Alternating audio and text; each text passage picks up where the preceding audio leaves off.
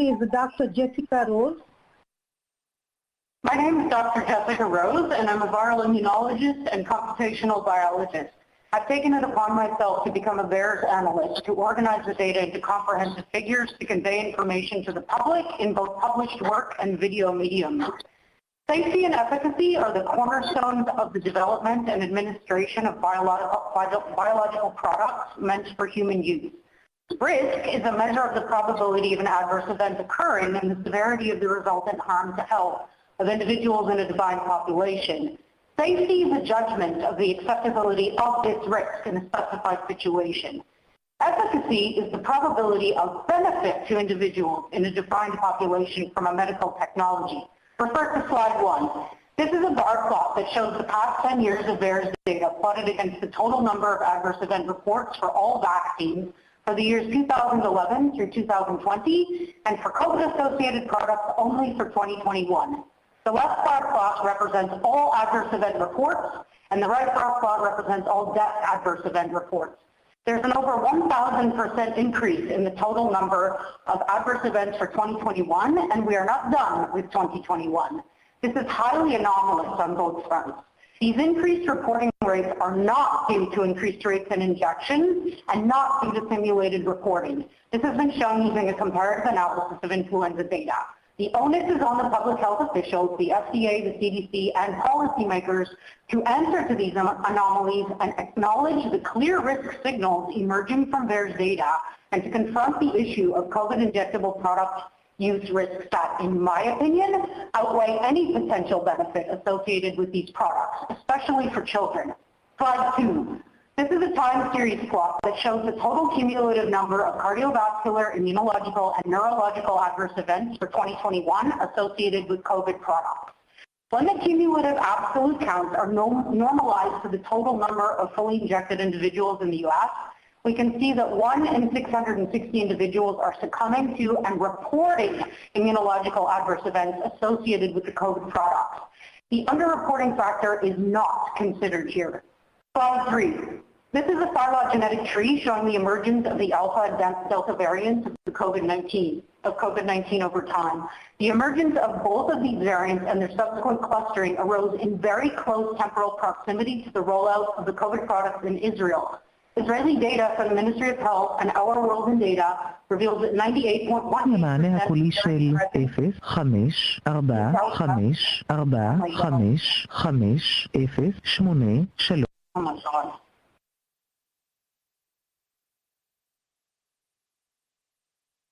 Oh my God. Sorry about that. Israel is one of the most injected countries, and it appears from this data that this represents a clear failure of these products to provide protective immunity against emergent variants and to prevent transmission, regardless of how many additional shots administered. And this begs the question as to whether these injection rollouts are driving the emergence of the new variants. There's clear and present danger of the emergence of variants of concern if we continue with these alleged booster shots. Thank you. Thank you, Dr. Rose. Next speaker is Professor Retsef Levi. Good afternoon, everybody. Good afternoon, everybody. My name is Retsef Levi. I hope you can see my personal title slide labeled as slide A on the bottom right. I'm on the faculty of the MIT Sloan School of Management. I have no conflict of interest to disclose today, and my presentation represents only my individual opinions and does not reflect in any way on the positions of MIT. Next to slide B. Since the Pfizer's request for the approval of the boosters is partially based on the so-called study conducted in Israel, it is important to understand that the booster vaccination campaign in Israel was anything but a carefully designed study. In a matter of less than 6 weeks, Israel moved from its initial intention to vaccinate the over 60 population to vaccinating anyone above the age of 12, and it is now about to mandate booster vaccination for anyone to maintain green passport status. This does not allow any reliable learning, definitely not in such a short amount of time. And please understand that the adverse event surveillance system in Israel is truly dysfunctional, particularly around the booster deployment. I know from personal experience that the Ministry of Health in Israel does not address appropriately major concerning safety signals. Next to slide C. This leaves us with the question, what drove this massive booster deployment? Next to slide D. Trying to reach vaccine-induced herd immunity by reducing transmission rates will be consistent with the stated goal of the agreement that Israel signed with Pfizer, as you can see on slide D on the left-hand side.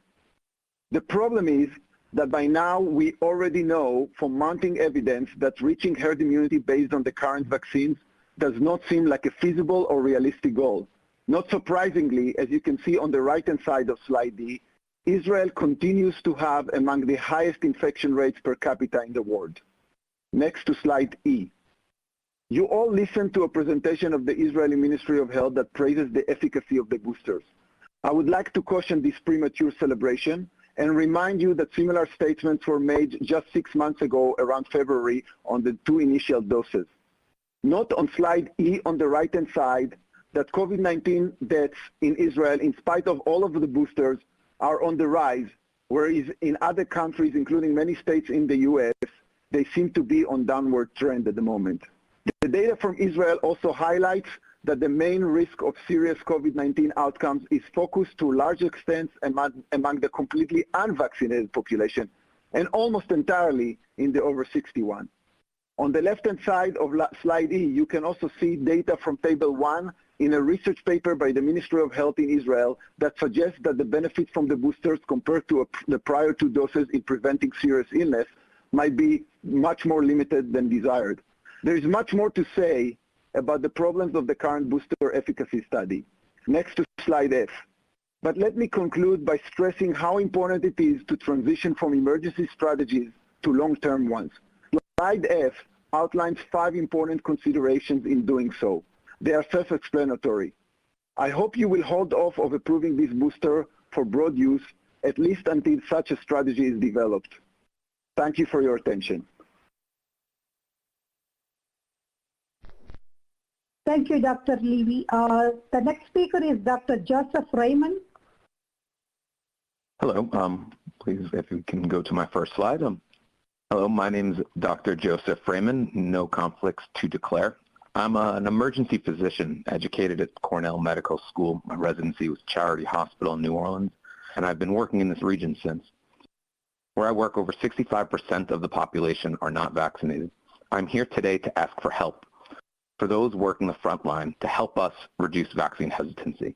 For this, we need larger trials that demonstrate the vaccine reduced hospitalization without finding evidence of serious harm. I know many think the vaccine hesitants are dumb or just misinformed. That's not at all what I've seen.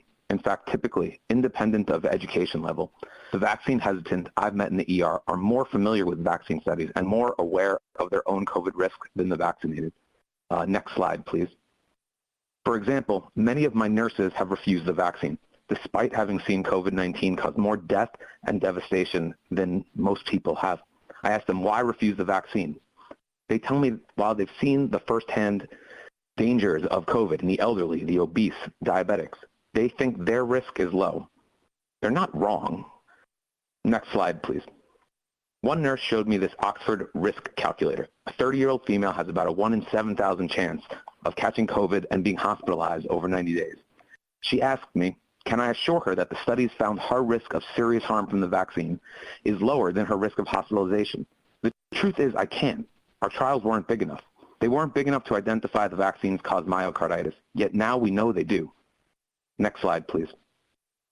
A recent observational study suggests the risk of vaccine-induced myocarditis in young males is higher than their risk of hospitalization from COVID. Is this true? We don't know. It's based on observational data. To know it's not true, we need a large trial that proves the vaccines reduce hospitalization more than they cause myocarditis in this age group. Next slide, please. The former FDA commissioner said the original premise of the vaccine was to reduce death and hospitalizations. And that was the data that came out of the initial clinical trials. Except, as you all know very well, and unfortunately, so did my nurse, the initial clinical trials did not find a reduction in death or hospitalization, likely because they were inadequately powered. Yet the former commissioner is correct that the initial trials should have been powered to find a reduction in hospitalization. Next slide, please. We need your help on the front lines to stop vaccine hesitancy. Demand the booster trials are large enough to find a reduction in hospitalization. Without this data, We, the medical establishment, cannot confidently call out anti-COVID vaccine activists who publicly claim the vaccines harm more than they save, especially in the young and healthy. The fact that we do not have the clinical evidence to say these activists are wrong should terrify us all. Thank you. Next slide.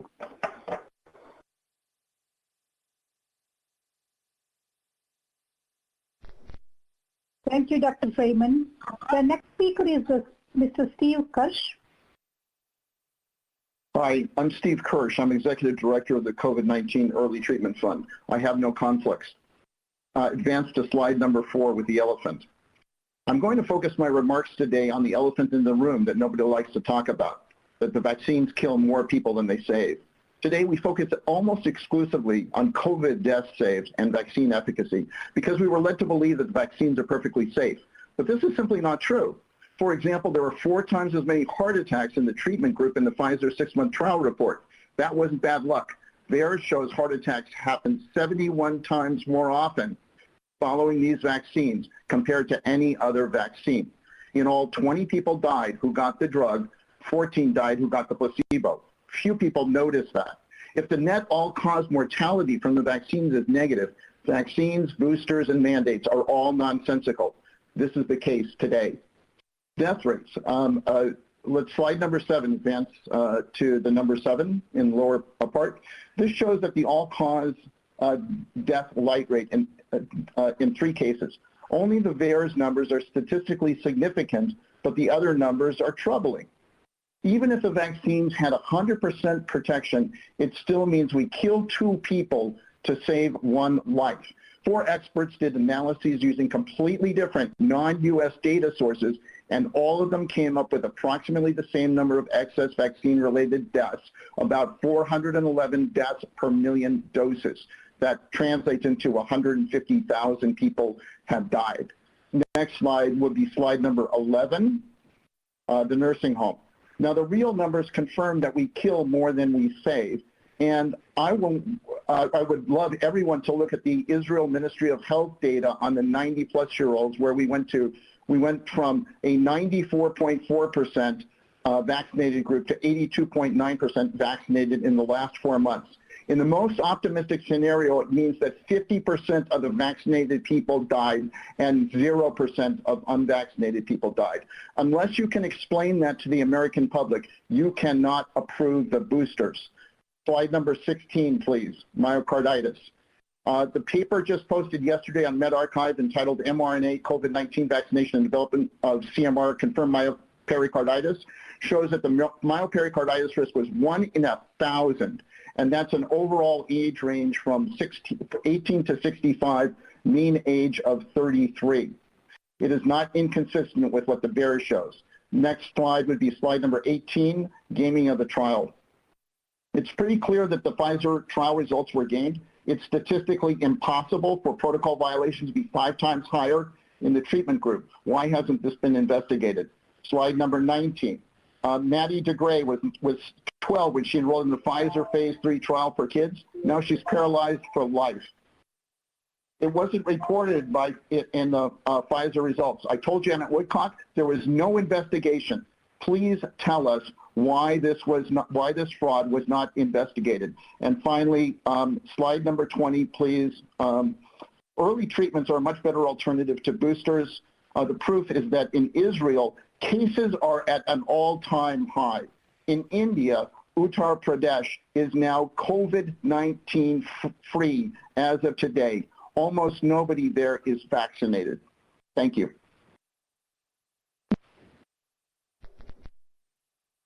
Okay, thank you. The next speaker is Mr. David Wiseman. Thank you, Dr. Monto. Please see our written comments. Next slide B for our disclosures, and next slide C. With this Lancet paper by FDA vaccine officials, we find ourselves agreeing with them, but for different reasons. We have an unclear need with unclear motivation, significant safety concerns, poor evidence of sustained booster efficacy, and wrong priorities. So while FDA and Pfizer can't agree about waning efficacy, let's go to next slide D. We saw recently CDC's apparent withholding of key data from ACIP prior to recommending the Pfizer vaccine, and revealing that the primary driver for approving Comirnaty was to overcome hesitancy through regulatory misdirection. We agree with others that this has become politicized. Next slide, E. Pfizer's booster evidence today is weak. They are small studies in mostly younger subjects. They are short-term. There is no randomized control. There are no clinical outcome data, only serology. Inadequate safety given this is a gene therapy product. Where are the data from the 10,000 patient study? Next slide, F. If FDA cannot assure us of the safety of 2 doses, how can they assure us of 3?